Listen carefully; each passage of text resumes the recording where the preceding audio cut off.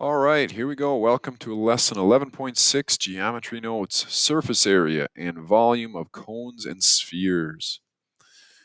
Our last lesson of the chapter. We're condensing a little bit here. If you're following along with the textbook, just so you know, this actually takes us through 11.7 and 8. The previous lesson, 11.5, I didn't mention during that video, but covers lessons. It would be a lesson 11.5 and 6 in the textbook. So I know it's a little bit weird. For the sake of our course, though, just this is how we did it. If you're looking in the textbook, it's split up kind of over 4 lessons. So, couple different things here. Surface. It's basically the two shapes, sphere and cone. We'll actually do it reverse order here. We'll start with cone and finish with sphere. But volume of them, and then we'll talk about surface area, what that is, and how that applies. So here we go. Let's do it. Cones. Let's start with cones. Our first, kind of look at it. We talked about it in the polyhedron, where we kind of talked about geometric solids. We said this is what a cone is, but a little bit more specifically, some of the parts of it. So the big things, what we ended up doing was kind of just recreated this picture here without getting too crazy, just because there's a few pieces we need to use our formulas. So if you want to sketch a cone similar to how we did it in class, the big pieces that we're going to need, not to say that lateral surface area vertex aren't important. The bottom, or like as I look at it, the circle is called the base. I think they're all important parts, but the height, wasn't supposed to go that far. The height is from our vertex. So again, we do need that word vertex. That's what we're going to call h, height of the cone.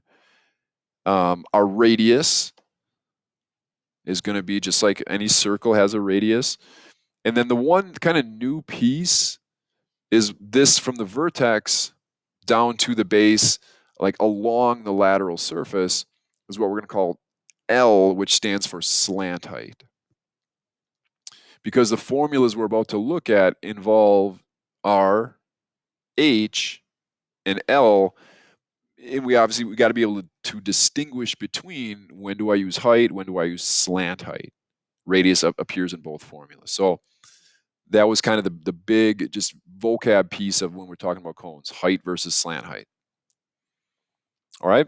So this was it. I mean, you have the formulas. I'll reference here. I know I usually don't go back and forth, but in our on our formula sheet that we're using that we use for quizzes and tests, we have these formulas. They're there. We saw cylinder last lesson for volume. We're talking cones today, so I know we haven't gone through them, but they're here. You'll have them available. We don't have to memorize them. But we got to know when we use them. So surface area, that's talking about like the square units on like around the outside of this cone, of any cone. So it's broken into two parts. Pi r squared, that accounts for the area of the base. And then this pi r L, there's where that slant height factors in now. We don't even use the actual, what we would call the height of the cone. We don't need it. It doesn't have any place in this formula. So if you're looking for the surface area of a cone, we need the slant height and we need the radius, 2 pieces.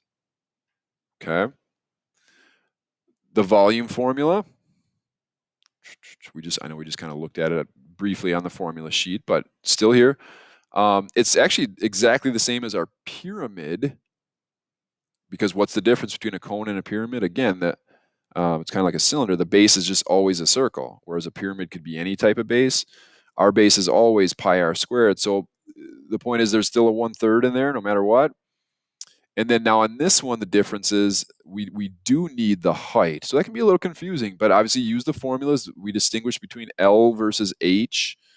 So as long as you have your formulas, I think you're, for the most part, going to be okay. But obviously, we got to practice a little bit and see where we're at. So let's do a couple. Let's run through like a surface area and a volume one just to kind of see what they look like. Can we do them? Can we crunch the numbers? But usually cone work is relatively doable because of the pi's and the r's. So let's take a look, see how we do. So find the surface area of the right cone to the nearest hundredth. That's about as straightforward as you get. So I would probably start with, just like I did, or do with just about any of the formulas, is just start generically. So I'm going back to my surface area formula, which is pi r squared, and that gets added to the pi r L. All right, so I'm just taking that right off my formula sheet and saying, all right, that's what I need. Do I know surface area? No, that's what we're looking for. So then I just go left to right, fill in what I know. I know pi. I know radius. Sweet. That's 5. Just make sure we square it. I know pi. I know that same 5, so that's kind of the cool part. You get to double up with the radius. The one piece I don't actually have, and this is where it gets a little, just making sure we know what's going on, we don't have the L. We don't have the slant height. So this one's giving us the height and the radius, but you can see that the height and the radius are always going to form that right angle. So we can Pythagorean theorem our way to, hey, let's find that L. So 5 squared plus 12 squared equals L squared. 25 plus 144 is 169 equals L squared, and then we'll square root both sides to get L equals 13. Again, doesn't always have to work out to a nice number, but in this case it did, so we'll take it. So there we go. I'm going to kind of loop around here just so I have some space to work, but there's my L. There's my slant height. We're good to go. So at this point, it's just really a matter of crunching our numbers. I got to get my calculator here. It still has the option, like we saw before, for some exact stuff, because, like, for example, right here, this is 25 pi, and then plus, whatever 13 times 5 pi is. We could do it exact. Let's do it all out and just kind of get it to the nearest, because it did say nearest hundredth. So 25 times pi, I'm doing this part first, or pi times 25, however you want to type it in, plus pi times 5 times 13. All right, it's nice when it's exact like that. All right, so our surface area, these square inches that kind of cover this cone, including the base, would be 282.74 square inches. All right, so very formula driven, little bit of work, find a missing dimension, then use the formula. What do you think we got next? Oh, I bet you it's the volume. Let's take a look. Volume of a cone. All right. So if you didn't notice, and I didn't point it out, I should have. With surface area, we're only ever going to work with a right cone. That's kind of that straight up and down for surface area. We have to have that. I wouldn't ask you to find surface area of anything other than a right cone. Volume, though, is more like the previous lesson, where it can be right, it can be oblique. It doesn't matter, because we're using the height from the vertex kind of perpendicular straight down to the base. So I'm just trying to distinguish there as well, that there's, depending on the look, we might see different things. So here we go. Find the volume of the cone to the nearest hundredth. Starts with the formula. Don't mess it up. I'm going a little bit off memory, but I think I've got them down. 1/3 times pi r squared times height. So same deal. We fill everything in that we have. We're looking for volume. 1/3 is a constant. Pi is a constant. Radius, got it. Awesome. 2.2. That's a 2. Oh, it's getting worse. 2.2 squared. And then the height, that's pretty straightforward, 4.5. So this one, we have everything we need. It's a matter of, can I take care of these decimals, square them, get that 1/3 involved. 2.2, I'm going to start here. I don't know. I always like to start with my squaring stuff. So 2.2 squared. Let's go over here then, times 4.5 times pi. And then I'll use the fraction 1 times 1/3, the way it's written. Drum roll, I'm getting 22. So the volume of this particular cone is 22.81, if I round accurately there, cubic centimeters. So now we're back to talking kind of the amount of space kind of on the inside of this cone, versus the last one was square units, because we were talking like the wrapping, the covering of the cone. All right, there we go. Hopefully not too bad. Some formula use. Look at that. We're flying here. Let's talk spheres. So we kind of switch gears, do the same thing with spheres. The big thing. So there's a lot of stuff going on here. I guess it's worth mentioning all that circle vocab that we talked about, chords and diameters, center of a circle, those still all apply to a sphere. Okay, we're not really going to do much with chords. So what we did in class was basically, what's the one thing we need to kind of be aware of when we're doing a problem I'm asking you to do something with a sphere. We said, hey, if you've got your sphere, which we could draw for our notes purposes, we need the radius. That's like the big thing. The formulas all involve radius. Now, diameter is not definitely something I would give you. It's, hey, here's the diameter. What do you got to do with it? Oh, cut it in half. Okay, so that should be something we can work with, but we don't need to see the chord stuff necessarily. We're not going to do anything with that.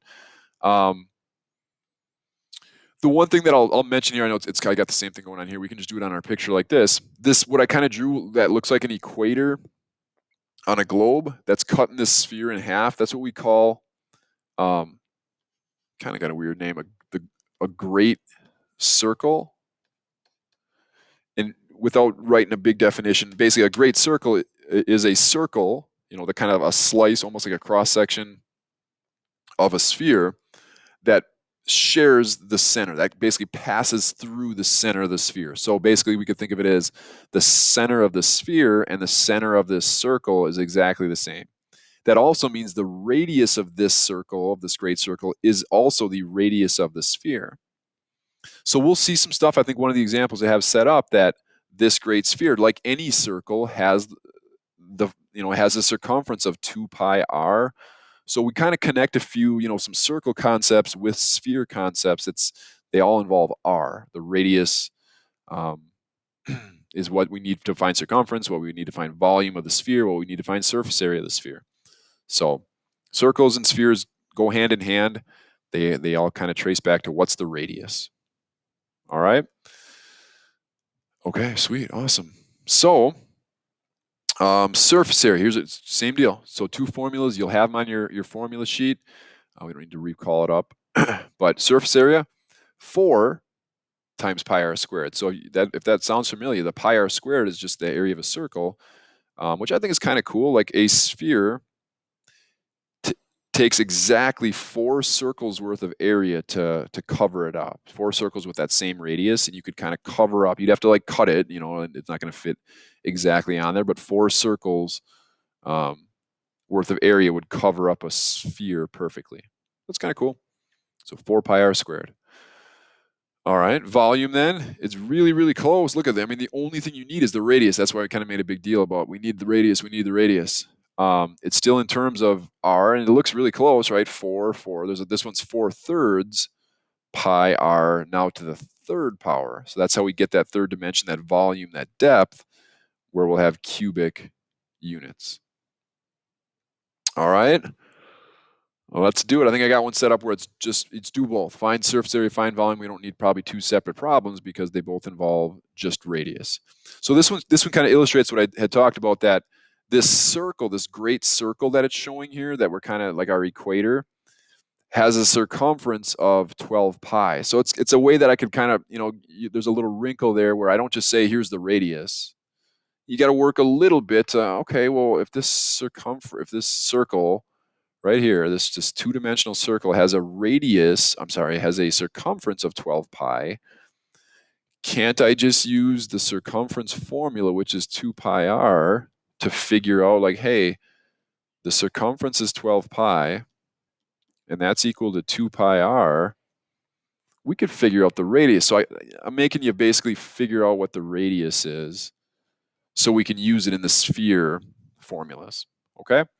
So what? The 2 pi would cancel, the pi's would cancel, and then 12 divided by 2 is just 6. So I don't even have to touch my calculator. You shouldn't have to either. That my radius is 6 feet. So when this is all said and done, we'll probably have to scroll here a little bit. When I go to my formulas, that's the magic number, 6 for my radius. So for surface area, we can do them side by side here. Surface area is equal to 4 pi r squared. So other than just kind of getting now what we've figured out of a radius of 6 plugged into my surface area formula, 6 squared is 36. 36 times 4 is 144. So you could go 144 pi square, what are we talking here? Feet. Or just, like I said, nearest hundredth is usually our go-to. So times pi, 452.39 square, what do we say, feet?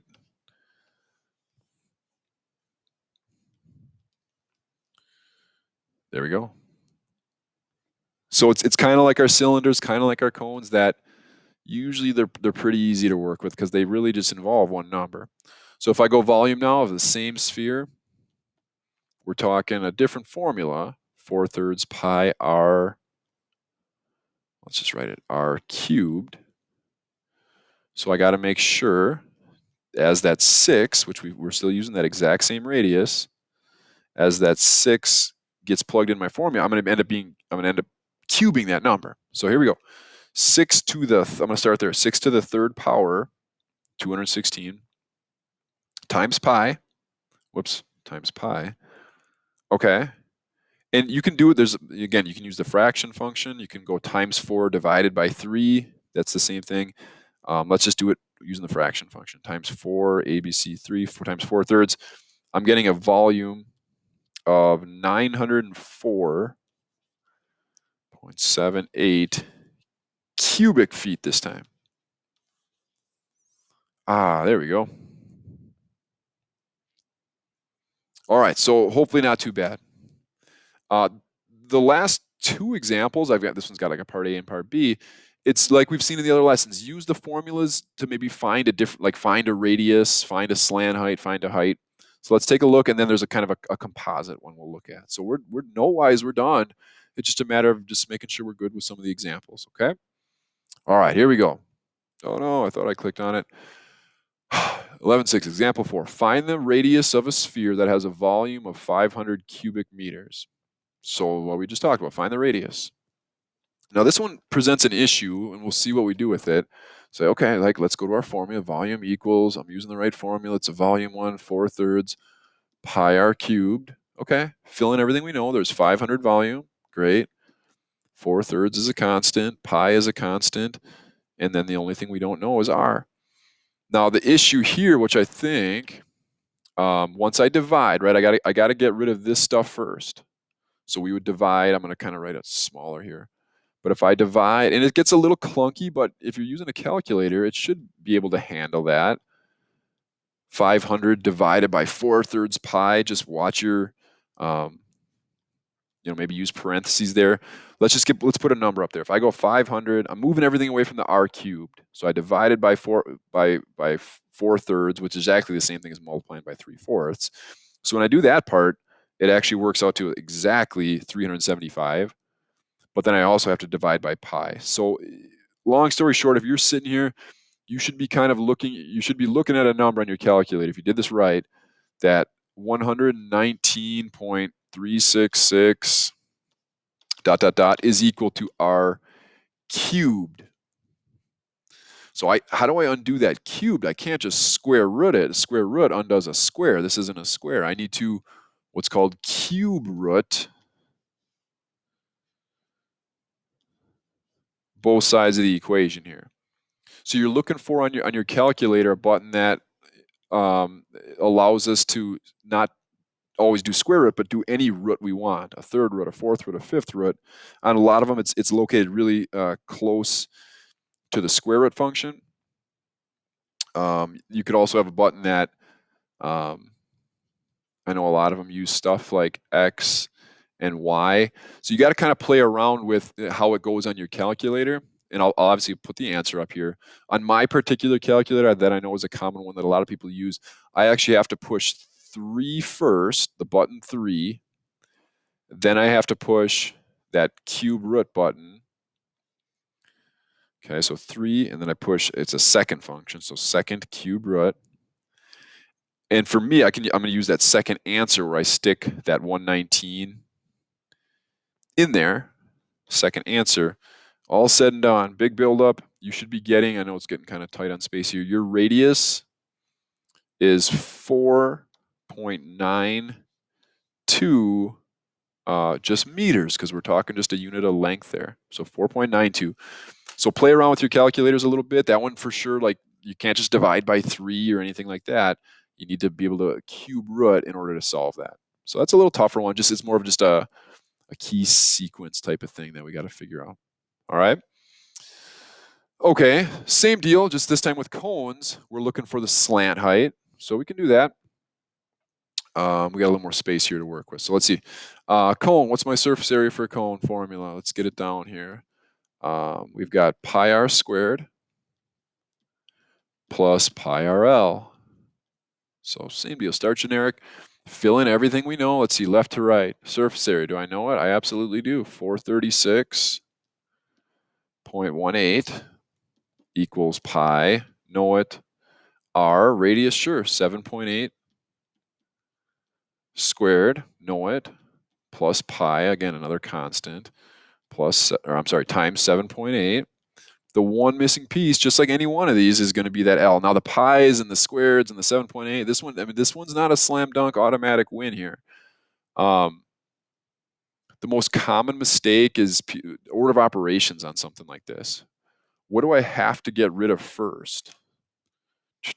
Let me ask you this: if you're kind of looking at this, if I gave you a problem like this that said 10 equals 2 minus 4x, or 2 plus 4x, how about that?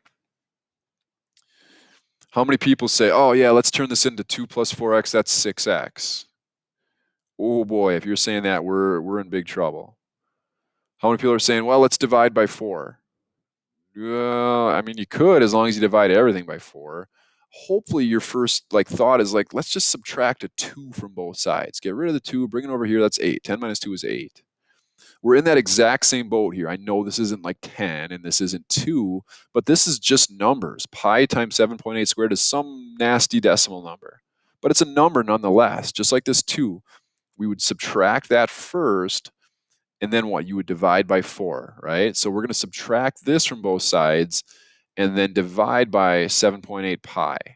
All right, so this is like a two-step kind of finish, and we can do it. We can totally, we don't have to go crazy and write a bunch of decimal numbers out.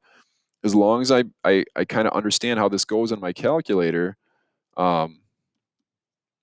it doesn't have to be like a big write down a bunch of decimal stuff. So if you're doing this correctly, if I go 436.18 and I push subtract, right? We're subtracting pi times 7.8 squared. I don't even, my calculator will take care of those order of operations for me. We should be getting about 245.0455 equals, and I'm not clearing, times or equals pi, or you could write, I guess if we wanted to write it a little more conventional, but I'm just flipping around the 7.8 pi L. The finish is going to be, well, divide by whatever's in front of your variable, right? Just like you would here. You would have subtracted 2 from both sides. 8 equals 4 pi. And you say, oh, yeah, no problem. I can divide both sides by 4. That's what we're doing right now. We're dividing both sides by 7.8 pi. Watch your order of operations. This one, if you're trying to do it, you may want to use parentheses there. I'm going to do it as 2 separate divisions. Divided by 7.8 equals, divided by pi equals, if we did it right, we should end up, my calculator actually reads 10.00052. So if I round this to the nearest hundredth even, we're saying our slant height is like almost exactly 10.00 centimeters. So yeah, a little tougher. So I picked 2 there. It's more just calculator practice, understanding, and I guess order of operations, review, refresher. I know it gets tougher with the pi's and stuff in there. So there we have it. You believe it? One more to go. I'm tired. We can do it. Oh no. So it's a combination one. Find the surface area and volume of this composite solid. So let's take a look here. I think this one's kind of tough. This one actually is pretty tough. I think the surface area one's a little bit tougher. Let's maybe start with volume. So what's going on here? We've got, just visualizing this, it's a cylinder with like a hemisphere is what actually we would call it. A hemisphere on this side and a hemisphere on this side. So volume-wise, if I take these 2 hemispheres and just smash them together, that'd be 1 sphere's worth of volume. And then I need one cylinder's worth of volume added together. So volume-wise, this one isn't terrible. So here's my game plan. Volume of it doesn't matter which one we do first, the cylinder plus the volume of it's a half and a half, so it ends up just being a single sphere. The great part, well, let's see, let's write our formulas out. How do we do it? Volume of a cylinder is, let's see, pi r squared. I'm referencing, if I need to, that's why I have this open here. Go back and look, previous notes, volume of a cylinder, pi r squared h. Great. Pi r squared h. And we're going to add that to the volume of a sphere, which is 4/3 pi r cubed. All right, I think we have the numbers we need here. It's just a matter of making sure, like this 12 is referring to the diameter. So I want to make sure I use a radius of 6. And the cool part is that radius doubles as the radius of the cylinder and the radius of the sphere.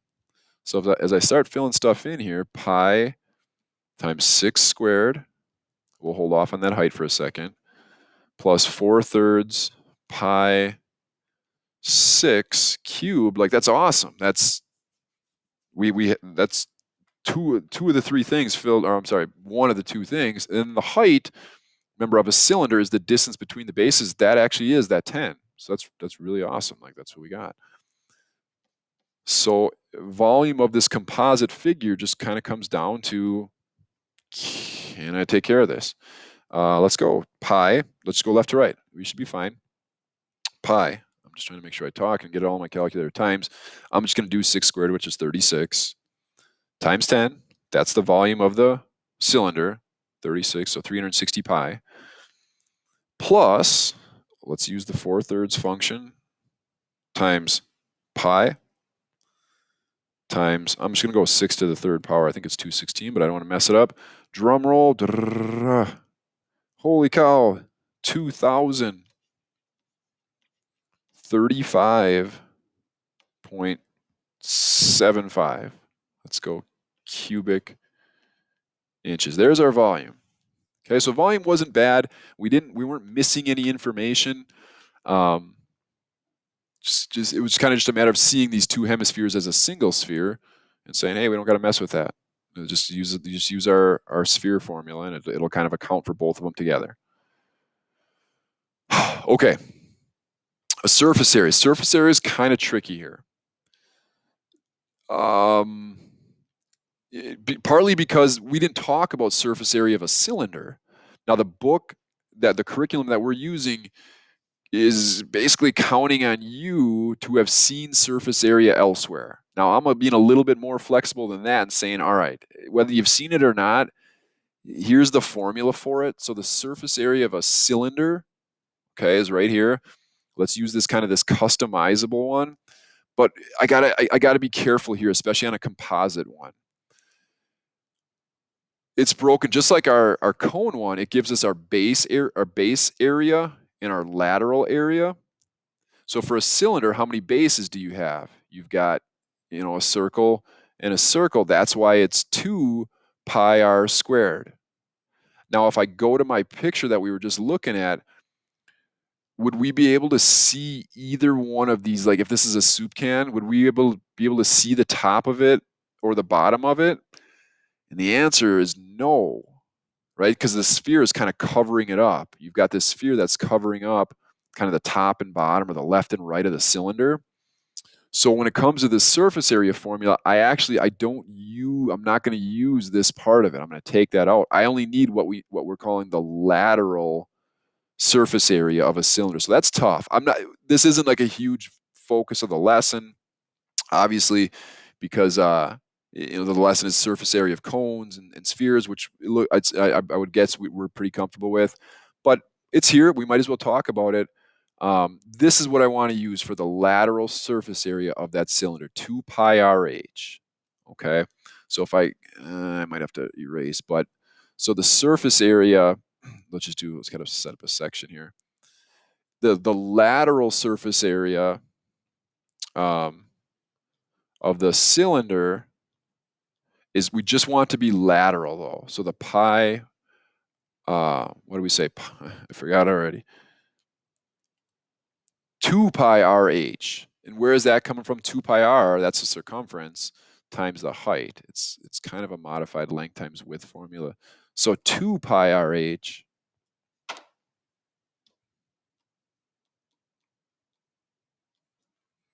that's going to take care of kind of the label of the soup can. okay, or the lateral area wrapping all the way around this cylinder. And it's not going to add any additional surface area. What we do have to add some, though, I need to add the surface area. Just because we're cutting it in half, we don't gain actually any surface area. It's the same surface area as if it was just a single sphere again.